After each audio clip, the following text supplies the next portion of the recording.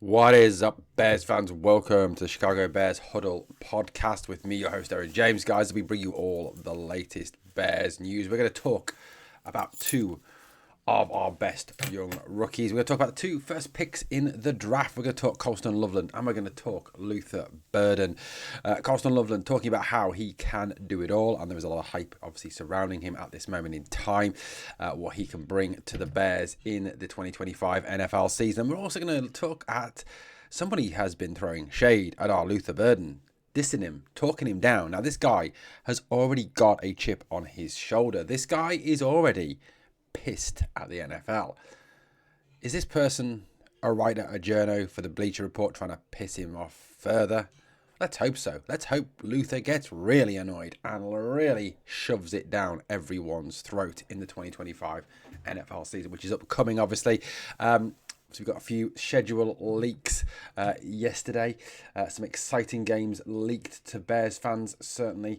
The two standouts there, guys, absolute standouts, obviously, were the Black Friday game against the Eagles at Financial Field, and obviously the game coming up against the Green Bay Packers at Soldier Field as well. So, look, guys, we are bringing it next season. It is going to be a huge season, and you know what, going into a season with a bit of optimism, a real bit of optimism, isn't it, that we can obviously finally put something together and do something this coming season, make a swing for those playoffs, I think is definitely achievable.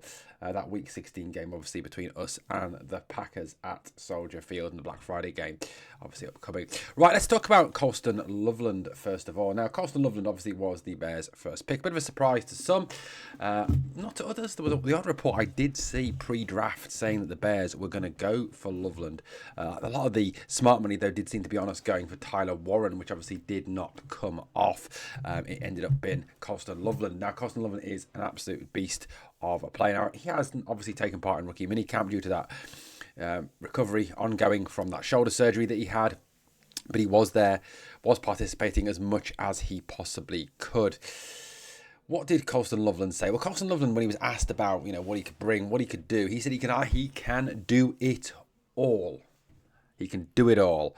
He talked about being a wide receiver trapped in a tight end's body, which is certainly true. The guy is absolutely massive at 6'6", big physical guy. I mean, can you imagine as a cornerback, or even a slot cornerback, lining up against this guy and getting absolutely run over by him? He is massive, and certainly will be a threat, I believe, going forward. I mean, look, we're not going to expect him to do it all from week one. I don't think, you can expect Colston Loveland to go out there and be Travis Kelce, be Mark Andrews, be George Kittle from week one. I don't think that is, what we're looking for. But I think long term, this guy has the talent and the potential to be, I think, another Travis Kelce, another Mark Andrews, for example.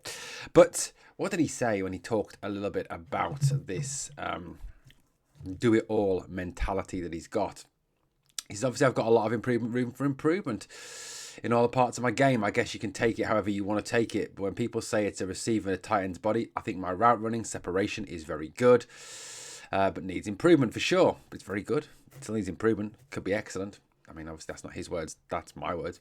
I think in the run game, just consistency. There's good stuff on tape, but we're now at a higher level. So things have turned up a notch. So I just got to continue to my work, my craft, get better, and lean on the vets around me to get better. But he said he can do it all. Look, Colston Loveland is a very confident young man, and I think, you look back across this guy's history, he has the work ethic to get this right, doesn't he? He really does. Obviously, excuse me, working on his grandparents' farm, doing all the stuff that he did there, branding cattle, etc., rounding up cattle. He certainly has the work ethic to bring it. And I think, he has certainly got the right head coach working with him in Ben Johnson, obviously to bring the best out of him. Ben Johnson obviously is a 12 personnel kind of guy. I think there's a lot of time we will see both Loveland and Cole Kmet on the field. And it's a very exciting future for the Chicago Bears with Colston Loveland on the field. Right, let's talk Luther Burden. Now, Luther Burden, number 87, not his favourite number. Like he said, all the good numbers were gone. Look, Luther Burden. I mean, look, it's the pick that a lot of Bears fans are most excited about. There is an awful lot of optimism for this guy, what this guy can bring to the party. Now, look, yes, he had a bit of a down season last season, thanks to some questionable quarterback play, some injuries, etc., etc. But he had a great, obviously, season before that, the 2023 season. And that's where, obviously, Ben Johnson will want to get him back to. This guy, obviously, as we know from the video that I did previously, I talked a little bit about him. I talked about the fact that his yards after catch, he is an absolute monster. He is a great slot receiver. He has pace to burn. He's a physical guy. He's a big guy. He's a good all-round receiver, and certainly someone I think will be a fundamental part of Ben Johnson's offense. Now, look, the thing is, Ben Johnson is going to try and build this offense around Caleb Williams. Caleb Williams, the first, obviously number 1 pick in last year's draft, is the man we've got to kind of give all those weapons to. Scheme things. Scheme open Rome Odunze. Scheme open DJ Moore. Scheme open Luther Burden, Colston Loveland, Cole Kmet, etc., etc. Bring the threat. Bring the danger. And obviously there's a lot of pressure on Caleb to succeed this year. But talking about Luther Burden, one writer has been criticising Luther Burden and calling him out. Mr. K of the Bleacher Report, to be precise, yes, has been saying that in his opinion, this is the worst landing spot for a promising rookie. Interesting. So this is the worst place, is it, for a promising rookie? Writes Andrew K, and this is what he had to say. He said Luther Burden III is one of those more polarising prospects in the 2025 class. I don't think he is polarising particularly. I think he's just damn good. I think had he not had that down season in 2024, he would have been wide receiver 1 in this draft. While the potential is clearly there for him to become an NFL star, there is also a chance he ends up becoming the latest in a long line of Chicago Bears early round draft busts. Wow. Seriously, man. Wow. That's going after him, isn't it? That is going after Luther Burden. That is throwing a bit of shade at the rookie. Now, like I said to you before, this guy has a chip on his shoulder. This is something, he said he's going to carry with him. And he said that the league, they need to pay, man. That's what he said. That was his words. They need to pay. And this is what he's bringing, guys. Kay went on to write this as well. He says, although we haven't seen exactly what head coach Ben Johnson has planned for the offense, he's installing around a promising QB in Caleb Williams. It's unlikely the system will result in a number 3 receiver putting up big numbers, especially after said receiver struggled in his final collegiate season. Well, Kay has failed to completely take account of why Luther Burden failed in his final collegiate season.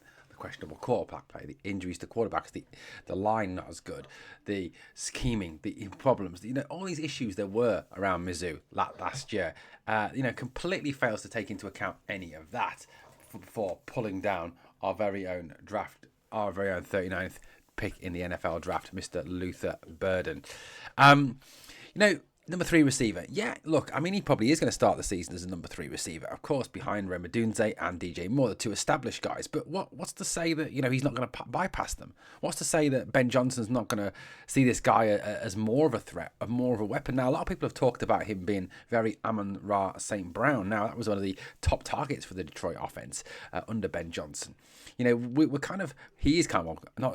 He, Mr. K, Andrew K, is kind of presupposing that Ben Johnson is seeing this guy as little more than a bit part in his offense, as a number 3. Well, we don't know that. We don't know how he's going to be used. You don't know how Johnson's going to use him. You don't know what Johnson's going to do with him. You don't know how Ben Johnson will scheme this guy into the Bears offense. So I think, it's very kind of a bit of a naughty article, a bit of a bad article to kind of pull this guy down. Look, personally, bring it on. Throw all the ammo you want. Throw all the dirt as you want at Luther Burden. Because I'll tell you something, you're going to pay. You gonna pay. Guys, love to know your thoughts. I think Burden's got a talent to go right to the top. I really genuinely do.